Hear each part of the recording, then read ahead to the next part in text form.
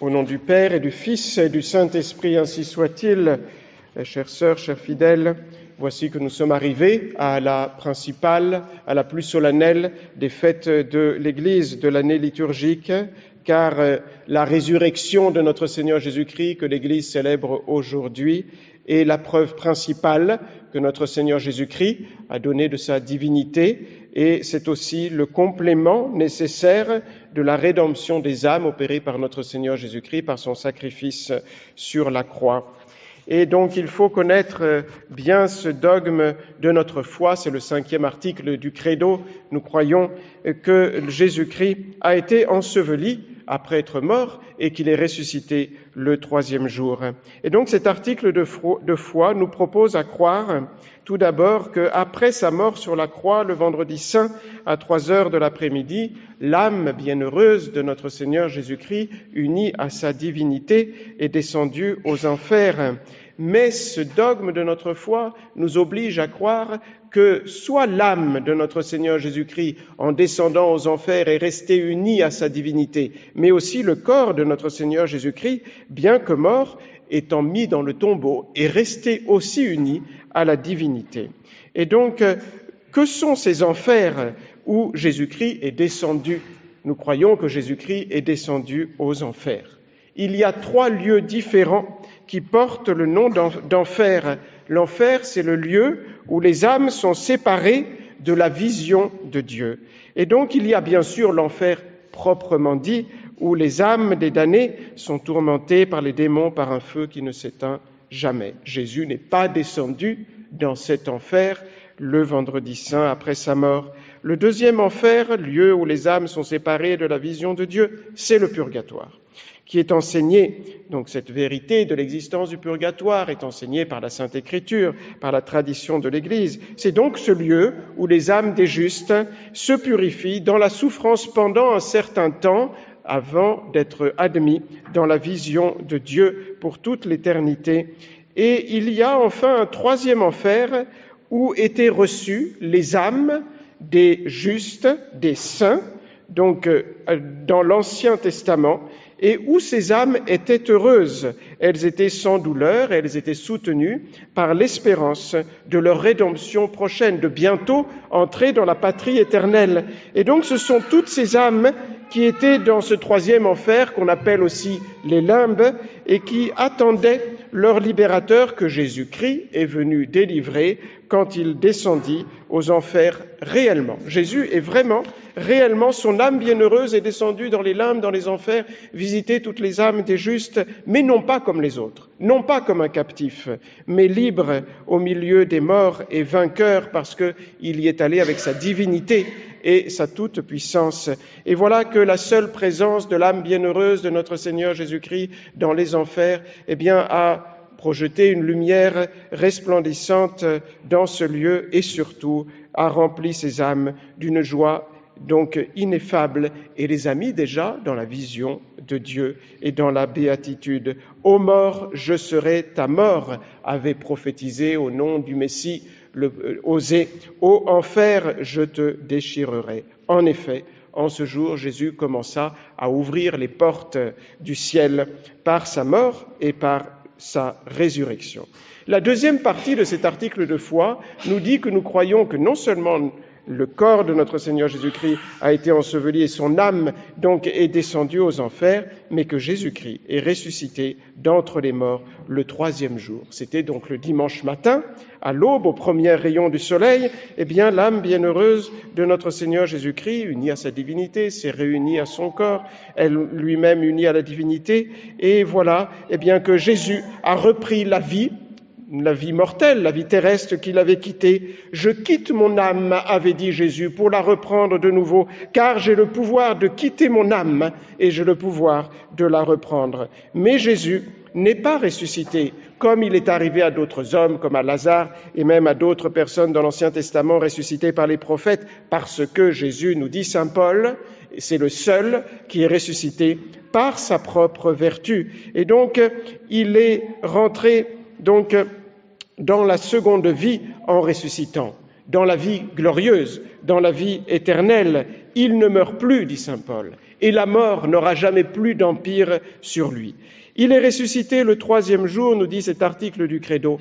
Attention, Jésus n'est pas resté 3 jours dans le tombeau, il est resté un seul jour dans le tombeau. C'est le samedi saint, mais une partie du jour précédent, le vendredi, une petite partie du jour donc qui suit, et cela suffit donc pour dire qu'il est ressuscité le 3e jour, à la manière de compter des Juifs de ce temps-là, et aussi cela suffisait pour garantir la véritable mort de notre Seigneur Jésus-Christ. Jésus, je vous l'ai dit, donc a voulu ressusciter principalement pour prouver sa divinité. C'est la plus grande preuve que Jésus-Christ a donnée de sa divinité. Ce n'est pas la seule. Jésus-Christ a ressuscité les morts, il a fait de nombreux miracles, comme tous les prophètes l'avaient annoncé. Mais voyez-vous, nous savons que beaucoup de personnes croient que Jésus-Christ a existé. Beaucoup de personnes croient que ce qui est raconté dans les évangiles sur la passion de Jésus-Christ et sa mort est véritablement réel. Il y a même des païens, ce n'est pas seulement les chrétiens qui croient dans l'existence historique de notre Seigneur Jésus-Christ et dans sa mort, mais ce qui nous distingue de tous ceux qui n'ont pas la foi, c'est justement ce signe que Jésus avait annoncé à chaque fois qu'il parlait de sa mort, qu'il prophétisait sa mort et sa passion. Jésus annonçait qu'il allait ressusciter le 3e jour.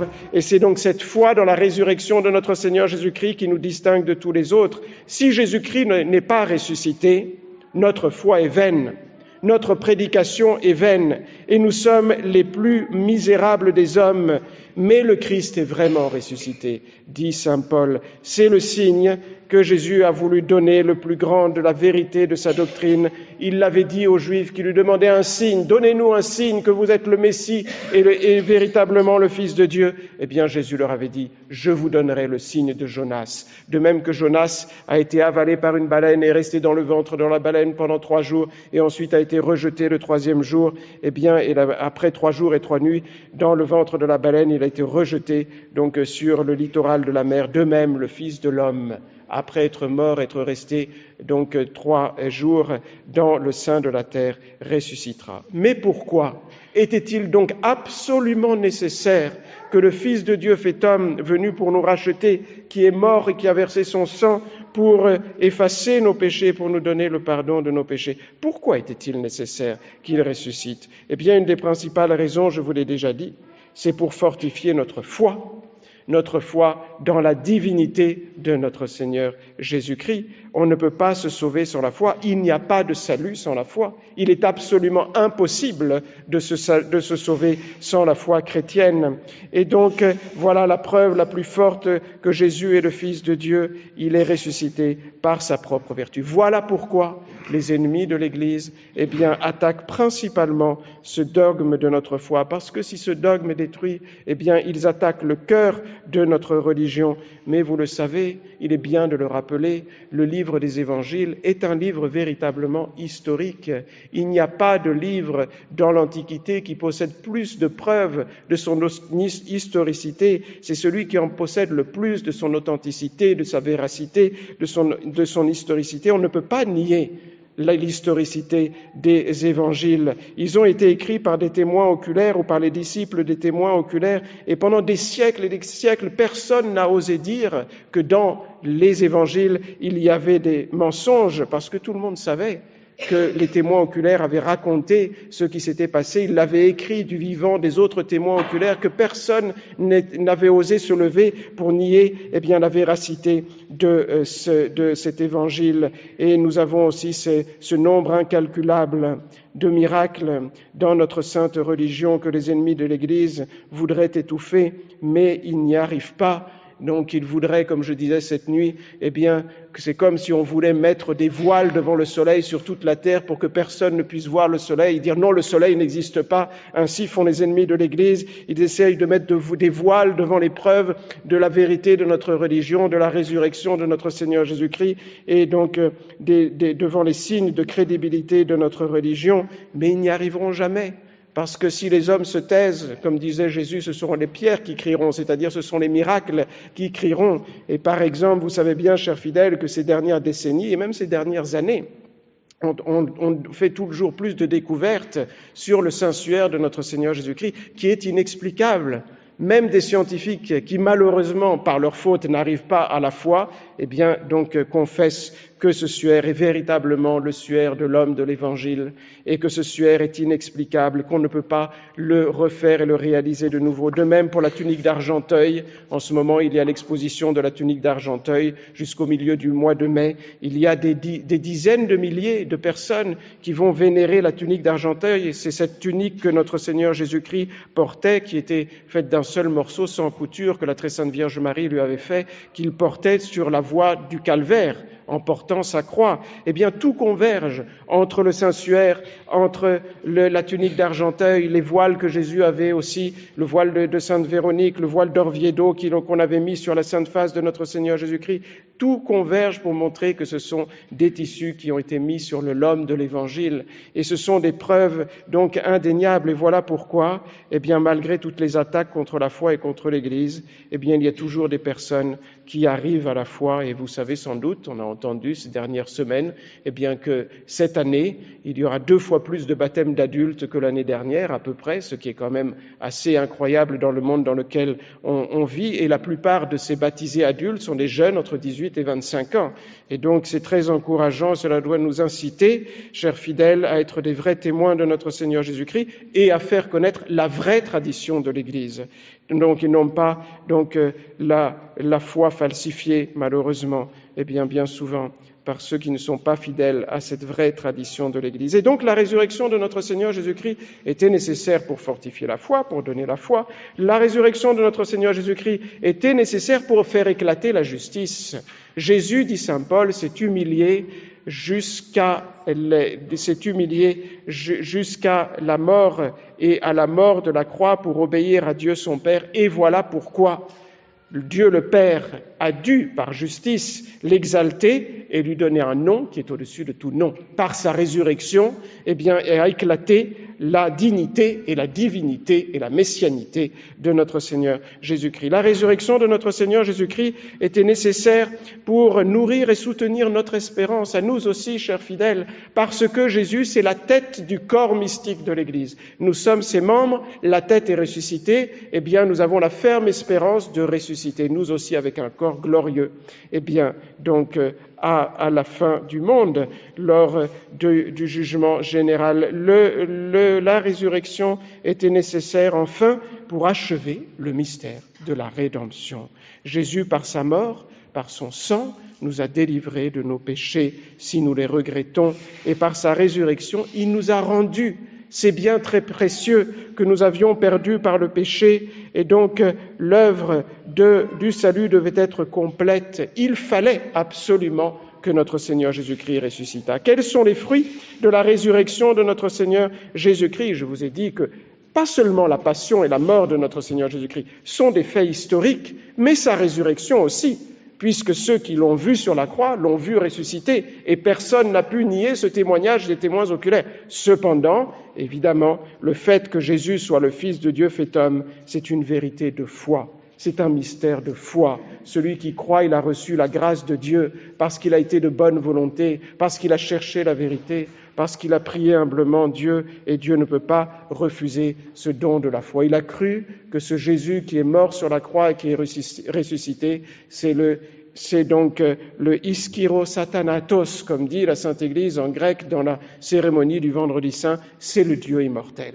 C'est la deuxième personne de la Sainte Trinité qui est venue pour vaincre la mort, pour que nous ressuscitions, et le démon pour que nous ressuscitions à une vie nouvelle. Et donc, la résurrection de notre Seigneur Jésus-Christ est le modèle et nous mérite notre propre résurrection, chers fidèles, non seulement quant au corps. En effet, saint Paul dit cette phrase: « Nous attendons le Sauveur, notre Seigneur Jésus-Christ, qui réformera notre corps humilié, en le rendant semblable à son corps de gloire. » Et donc voilà que le corps de notre Seigneur Jésus-Christ a été un instrument pour être la cause efficiente de notre propre résurrection. C'est le modèle de notre résurrection, non seulement corporelle, mais aussi donc spirituelle. C'est le modèle de la résurrection des âmes qui sont mortes par le péché. Si donc Jésus-Christ est mort, il n'est mort qu'une seule fois et maintenant il vit et il ne vit que pour Dieu. Ainsi, dit saint Paul,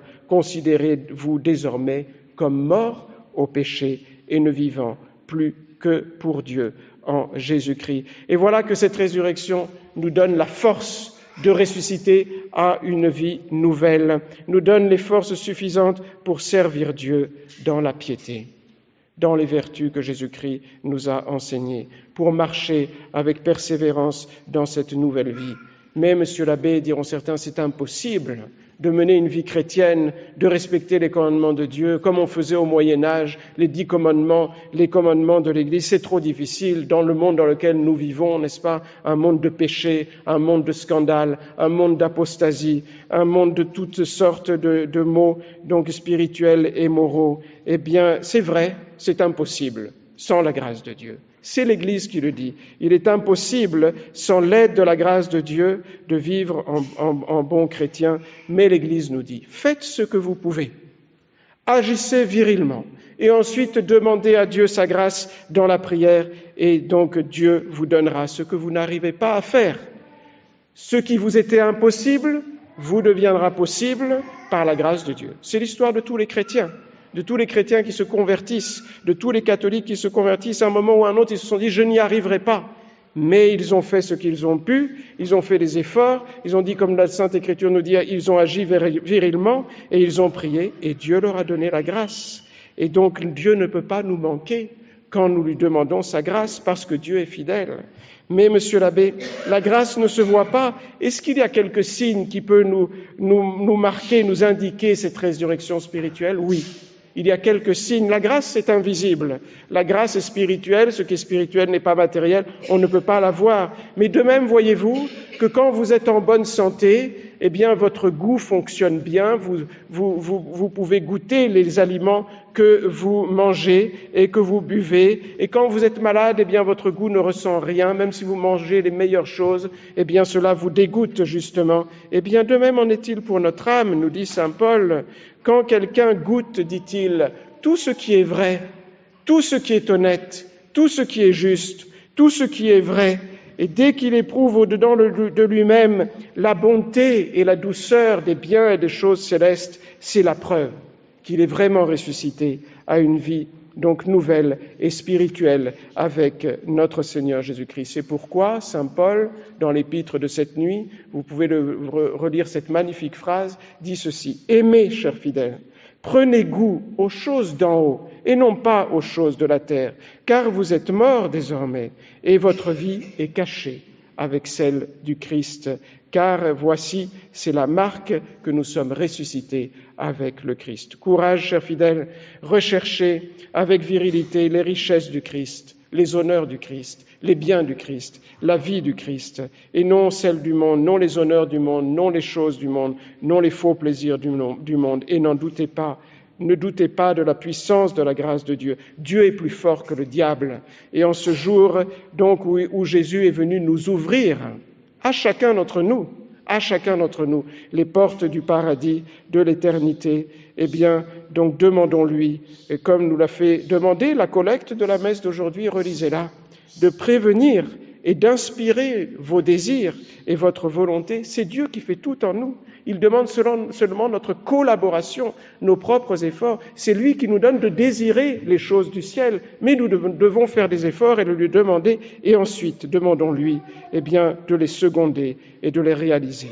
Nous avons fait nos Pâques, nous allons faire nos Pâques, j'espère. Eh bien, voilà, demandons à Jésus-Christ de seconder et de réaliser nos efforts, afin que nous soyons ses véritables disciples, nous lui soyons fidèles et qu'avec l'aide de la très sainte Vierge Marie, son intercession miséricordieuse et maternelle, un jour nous puissions rentrer par ces portes du ciel avec Jésus-Christ pour toute l'éternité. Au nom du Père et du Fils et du Saint-Esprit, ainsi soit-il.